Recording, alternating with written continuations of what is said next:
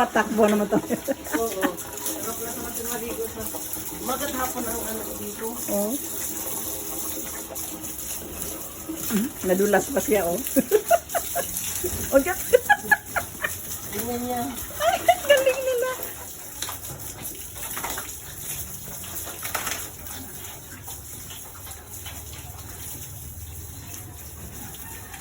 Kung pagkatapos mag-ano, naliligo na rin ako.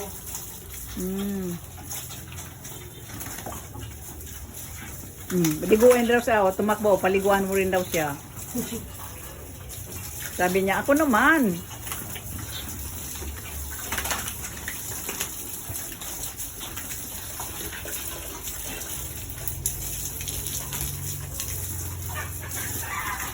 Ika-14 na pala to. Oo. Ang galing nila. I just want. Just me. Ganyan yan sila pag yung pinapaliguan. Parang naglalaro ba? Oo.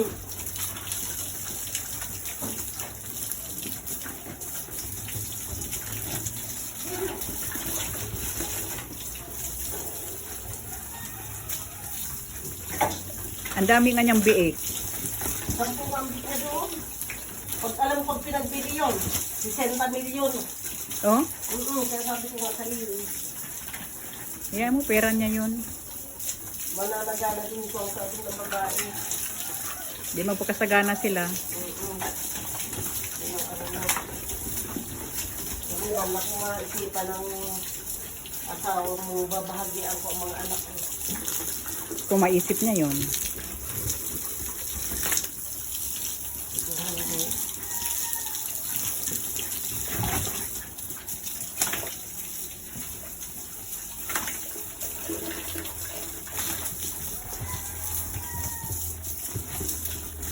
Kung sila pag ganyan na pinapaliguan ko.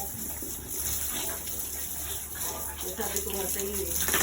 Pinaliguan.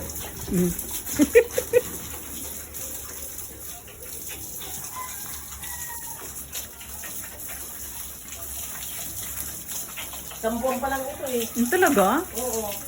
Lalaki na niya, no? Pero usog. Ano. Kumbaga sa panhiyag kami ni Kian. Saan naman ito binili ninyo? Yung? Itong ibiik. Saan Yung saka security ni Jo. Oh. May pigere din sila? May alaga din yun. Tulad na si Maling din. Oh. Na yung baboy niya ano. Pagkaanak, ibinibinta. May inahin siya eh. Oo nga. Ang laki-laki nga eh. Buti naisipan niyang magkaroon ng inahin. Kasi noon, sabi ko sa kanya, natanda. Tanong kami magkaiti pa. Tapos yan eh, yan ang pinagawa niya ng kulungan. Anong sinabi niyang kahit kailan hindi na siya natutong sa lingkong ko. At sabi ko naman sa pamangkin ni Ana, at si Ana sa pandin eh, ano rin eh. Sabi ko, sabihin mo, gibain ang kulungan iyan. At kahit kapiraso, isang buhangin ng isang magtitira. Yan. Kaya sabi ko si GR, ipagpatuloy mo yan. At walang maglalagay dyan ng baboy kung hindi ikaw. Dahil gawain ni Papa mo eh. Ang tulong pa nga namin, magbahay sa dito. Ayaw niyo pumisan at pag dumating kayo, mga anak mo.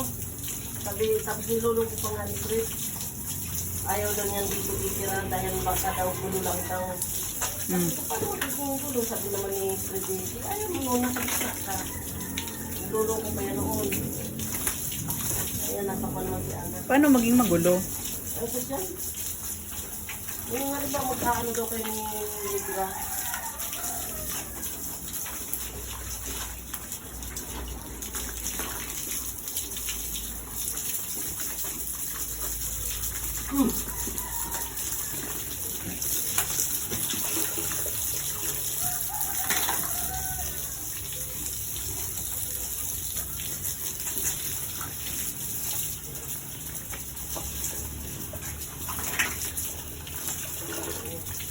Ayan, ito naman natin.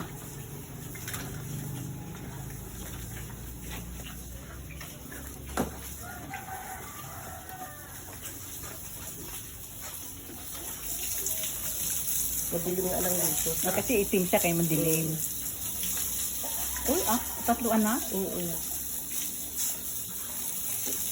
Pag itim kasi, ano yan, native. Oo. Eh, kagaya ng mga ano doon doon sa Hong Kong, ang daming mga ano yan, mga baboy damo. Dami doon, ganyan na ganyan, mga baboy ramo. Kailangan tutulis ng mga buhok. Oo, ano. Oo na, tapos na sila. Kasi itim to, hindi halatang dumi. Hindi itong mga puti, dumihin talaga tingnan. Ayan, galing nila ligo. Nagtapos na sila ligo.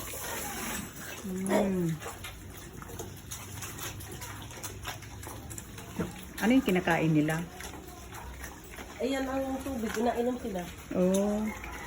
Nasiksik sila sa mga kwan. Pag ano na, ganito ang kanilang pagkain eh. Oh. Pigs. Bubuhos mo lang. Bigyan na ganyan ko. Eh, pag nasubrahan kasi sa pagkain sila, magtatais. Oo nga. Dapat ibigyan ko lang. Pero, naku, noong bago bili namin yan, pagkaliliit, bahagyan na makaabot din sa inuman. Talaga? Oo. Okay, tamo ng... 8 kilo pa sa baka wala pang 8 kilo yun. Tingnan mo naman ngayon. Diyos ko, pero usog. Ayan, natutuwa naman ako pag ako'y pan eh. Ay, bakit ang tinga nila ganyan? Doon kasi pag nanganganak, kumbagas pa may palatandaan sila. Talagang Ginugupitan talaga. ginugupitan talaga. So that means kay ZR lahat ito? Ang 6 nito, kinini, ang 8 ang CGR. Pinaghati, pinagsama ko na lang at hindi pa yan yung kanyang tulungan eh. Yun ang ano. Kaya ang sabi ko kay GR, wala namang problema sa kwan. Kung magkano man ang halimbawa, tinanggal ang pigs, tinanggal ang puhunan nila sa biik. Ngayon, yung magiging tubo nun, yun na lang ang paghahatian. Para kaysa iyo itong isa. Oo, tama. Di ba? Para kasi sabi ko, pag sa susunod at may kulungan ka ng ayan na, pag bumili, doon na talaga. Patuka ng iyo talaga doon. Kaysa ganito, kahirap hatiin niya. Kaya sabi ko, pag na ano, tapos pag nayari iyon, kasi sabi ko kay GR, ipapipinis daw niya, yung malalaki nito, hindi kasi dito, 10 lang ito eh. Ang capacity nito, 10, ay ito 14. Ngayon, hahatiin ko, tigpito. Yung maliliit, dito ko ilalagay, yung malaki doon na. Para sabi ko na, hindi na sila nag-aagaw-agawa ng pagkain. Ito, sinisip-sip pa yun doon. Ganyan nga sila.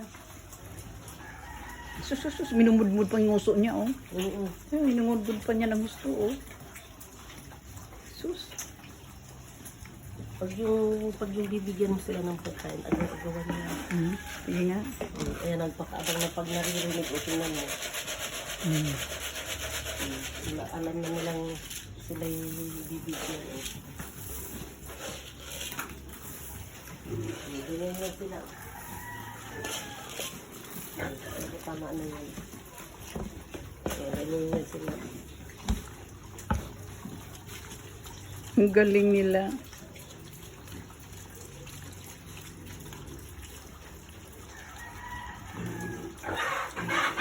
Mga bilog na ang kanilang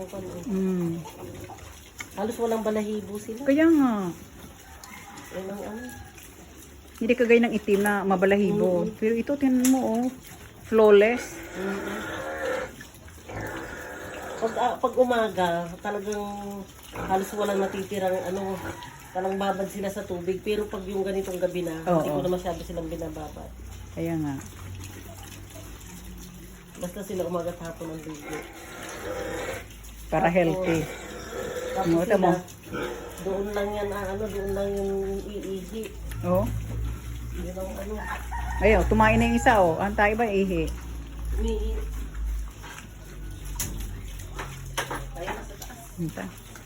Okay guys, thanks so much. Ayun na sila. Hindi ko pa sinabi kay GR noon. Bakit may kanya-kanyang reha sila? Oo, parang hindi sila nag-aagaw. May tubig din sila inuman doon? Ayun na. Ang galing naman.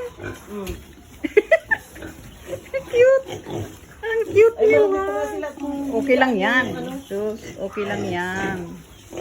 Makikita ko pag yung Mamaya, pag ano, at least meron akong iba-vlog. Ayan, galing nila.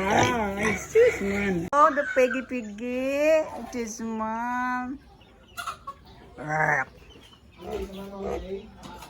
Tis. ito dito.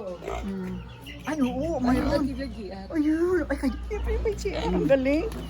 Pag saka mo na lang anuhan yan, pag yung wala, pag nakaliguan na bukas, Ay, sus, ko, pareho lang yan. umamaya. Marami pa eh. Ay, ang dami.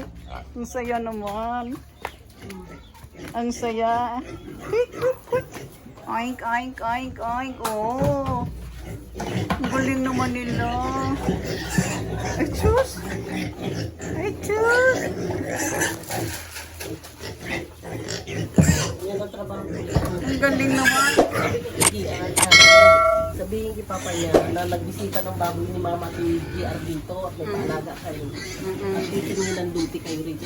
Pag tumigil siya galing huko, yun din ang sabihin ko. Oo. Balak namin tumigil dito. Kaya nga. Tapos sabihin mo, baka may alam ka na lupa rito ng matatayo. Kaya, sabihin ko yun. Oh, ito naman pati. Ay, susuman. Ay, inahin yan? Ito ang mga anak nito. Patingin sa inahin na yan. Uy. Parang ano, native ito. Native ito. Yan. Ito ay native. Galing naman talaga, oh. Hello. Hello.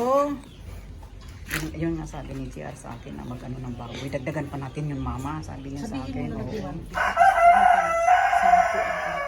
Bahala kayo mag-usap. Sabi niya, kaya naman ako pumunta rito at yung binisita ko ang baboy namin ni GR dyan kinurma. Tapos balak ko pati na magtumingin kami dito na matatayo namin kahit kubo. Dahil ako pinapatigil na ng mga anak mo. Kahit na sabihin mo, pinapatigil mo ng mga anak.